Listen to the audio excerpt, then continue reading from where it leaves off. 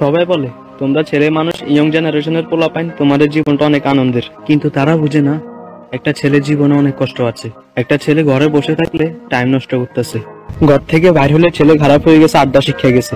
যখন কোনো সমাবেশে একটা ছেলে উচিত কথা বলে তাহলে সবাই বলবে ছেলেটা একটু বেশি কথা বলে, আর যদি চুপচাপ থাকে তাহলে বলবে ছেলেটা বোকা শোকা, কোনো কথাবার্তাই বলে না। আর ঘর থেকে খরচের জন্য টাকা খুঁজলে তখন বলে তুই কবে ইনকাম করবি। আর যখন নিজে ইনকাম করে নিজের কিছু শখ আহ্লাদ পূরণ করে তাহলে সবাই বলবে বাহ সুন্দর, টাকার গরম দেখাইতেছে, টাকার অহংকার দেখাইতেছে। তারপর যদি দেশে কিছু করতে না পারে তাহলে বলবে বিদেশ চলে যা, বিদেশে অনেক টাকা ইনকাম করা যায়।